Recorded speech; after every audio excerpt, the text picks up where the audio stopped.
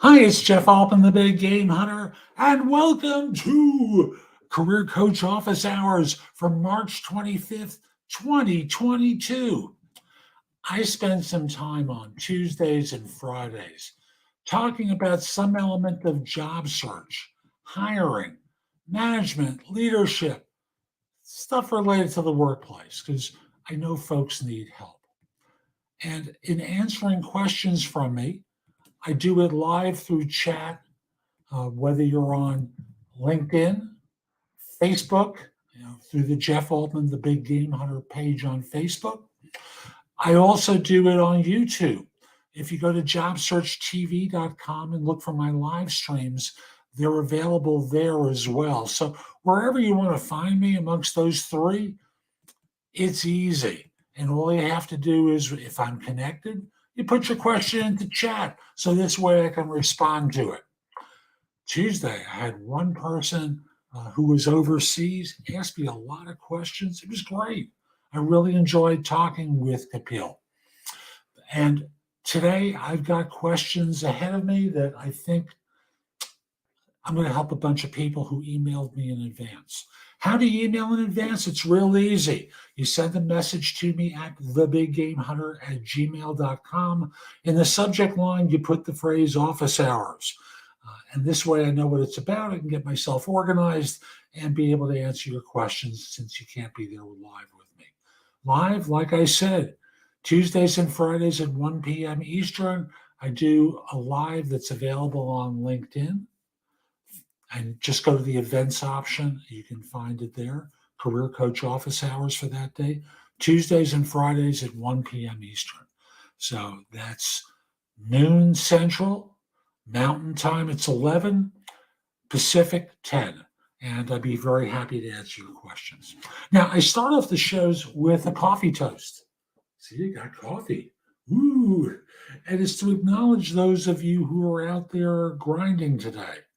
It's a Friday, it's spring, it's starting to get to that point where weather is gorgeous in many parts of the country, and you're still out there plugging.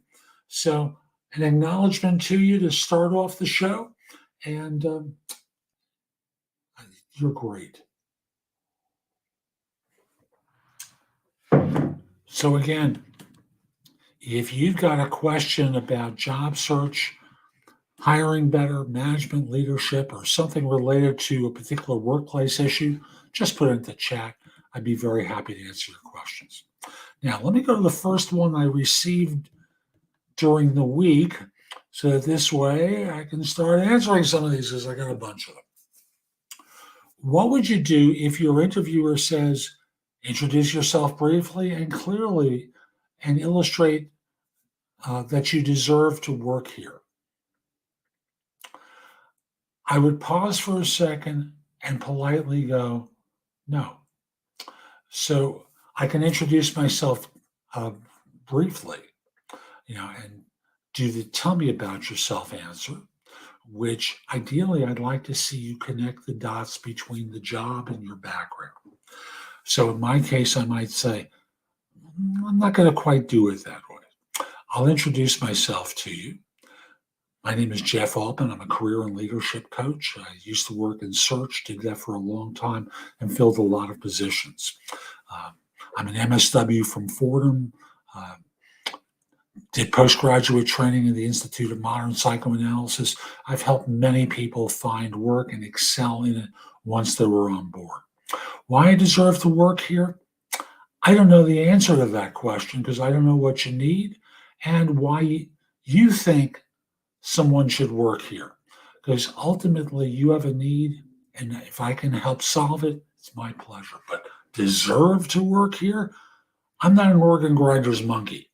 I'm here to provide support and services to a particular institution where there's a perceived need that I can resolve.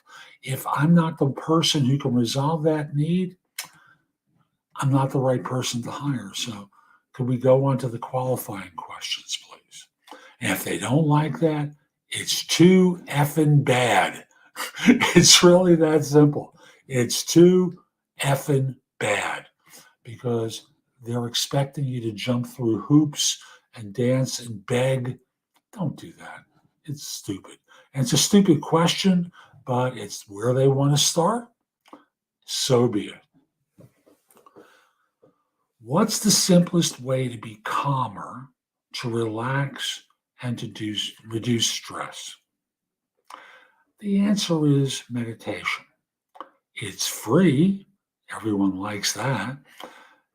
You can do it in many, many different ways where there's no right or wrong answer. It's just an opportunity to slow down, connect with yourself, and eliminate stress. You can go on YouTube and watch meditation tapes. You can use your phone and download apps, any number of them. I'm not going to recommend any one or anything. My wife is a Buddhist meditation teacher. You can follow, a Buddhist meditation practice and reduce your stress. Ultimately, you're smart to ask the question, because if you're not feeling calm or relaxed, you're overly stressed, that's not a good place to be. So good for you that you want to take this on. And there are many places that you can follow up with this on. Okay. Let me just take a quick look. No one on yet with a question. So let me go back to the ones I received. Why did a career counselor state that management was too competitive before she even had a chance to glance at my resume? There's a principle called projection, where people, it's almost like a movie projector. They throw qualities onto you that exist within them that they think exist within you. And I know that sounds crazy, but it's what people do. So she's projecting these qualities onto you, and she doesn't know you. She doesn't know anything about you. She hasn't even looked at your resume, but she's figured out that it's too competitive for you. She doesn't know that. Ignore her recommendation about it being too competitive. Forget about it. Explore what you want. And she may have been trying to let you down gently because she didn't see that your background fit a management role. So let it go. She didn't give you good advice, or was trying to protect you from something, or, like I said, was projecting qualities onto you that exist within her that she finds it too competitive. So as a result, she thought you'd find it too competitive. Okay. How do I become a great manager? Well, part of that's being in different kinds of situations with different kinds of stress that allow you to learn and grow. So, what makes a great manager? Well, managers are people who get stuff done. Uh, Matter of fact, I'm going to combine this with a question I got a little bit later. What is management? It's getting people together to accomplish a goal and objectives using available resources. Those resources can be used effectively and efficiently. It involves systems, human interaction, design, producing outcomes from their system. So it involves planning, organizing, staffing, leading, directing, and controlling an organization or effort for the purpose of accomplishing a goal. So how do you be a great manager? It's not about whether people love you. It's about whether you get results that management loves and doing it in a way that you're not a slave driver or a creep. And I say that because too many managers bully people. They push them. They're obnoxious. Uh, they do stuff that causes people to dislike them. And that's not a good place to be. So I'll just simply say, be a great manager. You get stuff done. You accomplish it in ways where you're not grinding people down, but you're building them up, cheering them on, measuring and what they're doing So that this way you can support them doing what they want to do, which is, frankly, they want to do a good job and get stuff done too, right? They're not there to entertain themselves. They're there to get stuff done. You recognize, learn, get paid, all sorts of stuff like that. So, how to become a great manager is getting the results done without bullying people. Next question. What kinds of questions should I ask a recruiter? So I'm going to assume actually, it doesn't matter if it's a corporate recruiter or an agency recruiter, but I'm going to start with the corporate recruiter and just start off by saying, I think you start off by saying, hey, thanks so much for making time to speak with me. I really appreciate it. Could you tell me about the job as you understand it and what I can do to help? And you do that before they ask anything. So that this way you're hearing about the job at the beginning of the interview. So you can talk about what you've done that matters to them and not just talk about what you've done. And then from there, as he or she says, so tell me about yourself and what you've done professionally, or walk me through your background. Well, what you're able to do is start connecting the dots between what they just told you and what your background is. So, to put it very simply, in working with a recruiter, you want to ask them about the job at the beginning of the interview. Would also be true of an agency recruiter, a contingency recruiter, or an executive recruiter who's on a retained basis. You always want to know about the job at the beginning and then ask clarifying questions to follow up. Is it better to find a job while you're already employed? You betcha. I'll assume you want to know why. And the answer is because employers have a bias in favor of people that they don't think are actively looking. They believe that the best individuals are the ones who are not actively looking, who are what they call passive job applicants. They believe, and they're absolutely wrong about this, they believe those are better than the ones who are actively looking. Why? Well, I helped to concoct this ridiculous idea many years ago. And the theory is the best people never see the job ads that you're advertising for. They're the ones who are busy doing their work. They're the ones who are not laid off or fired. Thus, they're better than the ones who are actively looking. That's a short version of it. I had a whole speech back in the Stone Ages about why this was true, but it isn't. And the proof to that is these days, instead of applying to a job through an ad, companies are reaching out to people on LinkedIn and elsewhere, and they're trying to persuade them to change jobs. They don't know if that person's actively looking. They found them on LinkedIn. That same person could be actively looking, and the company found them on LinkedIn. So which one are they? An active candidate? They don't know that. A passive candidate, as they refer to them, well, to them it's passive, but in reality they're active. How does that firm determine that they're active or passive? They can't.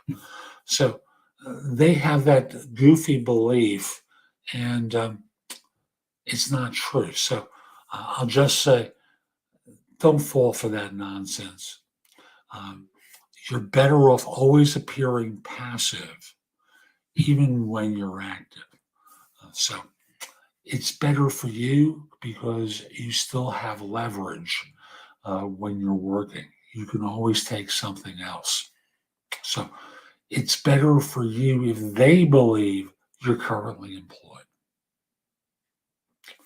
Before we go any further, I just want to point out that if you've got a question about job search, hiring better, management, leadership, or asking for advice on a particular workplace issue, put your questions into chat so I can answer them for you.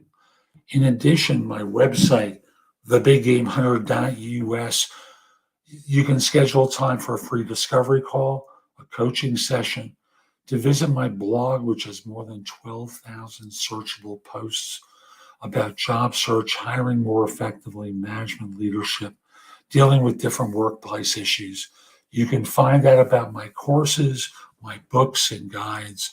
There's just a lot there to help you. In addition, subscribe to JobSearchTV.com on YouTube and Amazon, where it's an app. You can watch my videos there. And also, No BS Job Search Advice Radio is the #1 podcast in Apple Podcasts for job search, with more than 2,300 episodes over more than 11 years, designed to help you land in your new role. So let's continue on. How do I deal? Oh, I'm sorry, I skipped 2 questions. What are your negotiation strategies when asked by an interviewer about what salary you'd like during a job interview? I think the first thing is to laugh and go, what salary I'd like? $2 million, but I'm not worth that. So I'll just simply ask, what's the salary range for the role? They may go, I asked you first. And you respond by going, yes, but I asked you second. And be playful about it. And they may ask you for a number before they divulge theirs. And whatever you say in the way of a number, you have to immediately follow up by saying, so I know I just answered this, but please understand, I know next to nothing about the job and what was advertised for. I haven't met my future boss, heard from he or she about what their expectations are like, what the timeline is like for getting things done. Haven't met with my coworkers, don't have a sense of the work environment. So I can give you a salary number now, but I may change my mind later on. So for today, it's such and such, but as we progress, it may go higher, it may go a little lower. Can we check in with one another later on? And they'll appreciate that, or they may roll their eyes a little bit because more and more people are giving them that answer. So don't allow yourself to get boxed in without that caveat that causes you to say, I know I said this number, but I'm hedging because I need to know a lot more. Next question. Why did a career counselor recommend customer service before she even saw my resume? I think this career counselor knows the other career counselor I spoke about earlier who described management as being too competitive. So why did they do this? Answer in my mind is, I'm not sure if by career counselor you mean recruiter or a legitimate counselor. However it was, the probability is that they heard about a role like that was available and are trying to persuade you to consider it and interview for it. So that's the probable reason. Sometimes there are other reasons that come into play, but the probability is they saw a job or they have a job in their office for a customer service person, and they're trying to see if you'd be open to it. Not smart on their part. How do I deal with bullying and harassment at work? Well, the first thing is I give my manager an opportunity to solve it for me. And start off by meeting with them and saying, I feel like I'm being bullied here. I feel like I'm being harassed. I'm being jumped on for nonsense, and that isn't right. So they'll then ask you to tell them how you're being bullied and how you're being harassed. They'll probably meet with a team that may or may not start being compliant, because these are adults. They shouldn't be bullying and harassing someone, but they're doing it anyway. It's bizarre. I know so many, well, I watch Facebook sometimes, and people get into bullying things where they jump on someone. It's like a mugging. Four people start getting into an argument with one. And if that's what you're experiencing, you talk to your boss. They may try and give you some pacification to justify why it might occur. But someone wrote recently, it's a pattern of consistent and targeted behavior that the perpetrators know should cause you some stress.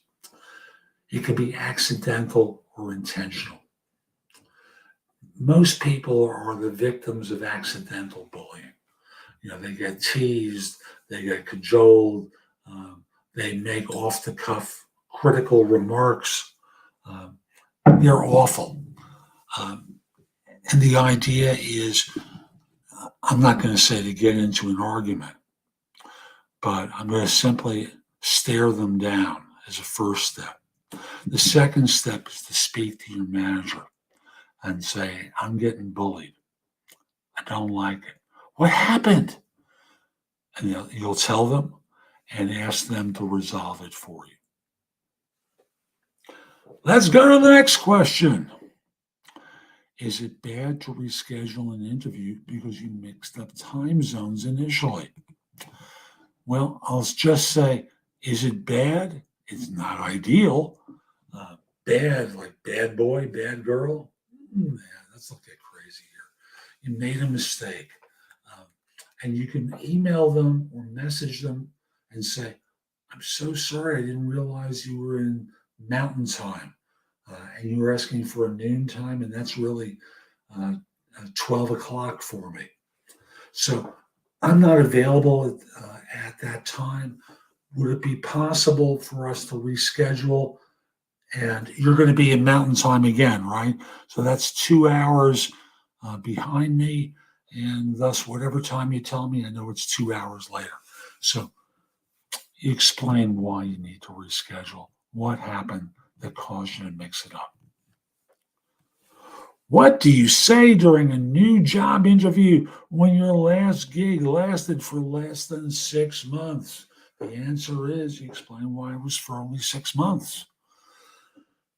I was on a contract. I was doing a gig for someone where they hired me to do such and such. They projected it would last 5.5, maybe 6 months. And I was able to get things done in 5, so they let me go. Really very simple. Just be matter of fact about it because they need to trust your answer. And trustworthy people don't do, I was on this assignment for 5.5 months, and they don't want to see nervousness on your part because they're going to think you were lying to them. So convey sincerity. It was designed to be I apologize, a 5.5 or 6 month assignment, and I got it done in 5. So that's what happened. Real simple, real direct, real to the point. It really will work for you. After my job interview, should I connect with the recruiter actually it says with my recruiter on LinkedIn while I'm waiting for a decision? Well, I'll start by saying the term my recruiter, they are not your recruiter. Are you paying them anything? No? Okay. How about the recruiter who represented me? That's a very accurate way. The recruiter, something like that, not my recruiter. So should you connect with them? Yes, by all means. Connect with them on LinkedIn while in the pending status. There's nothing wrong with that. You get access to their network, which becomes makes your network a lot larger because most corporate and agency recruiters have more people in their network than the individuals that they're considering to hire. So yes, by all means, connect with them. How valuable are achievements not related to the role when you're recruiting someone? Well, it depends. You want to always talk about your successes. In talking about your successes, you want to talk about your track record and where you were successful previously. Now, as you know, it's ideal if the success is related to the job you're interviewing for. Barring that, you talk about any success you or someone else has that interacted with you. Do it, use it, don't hesitate.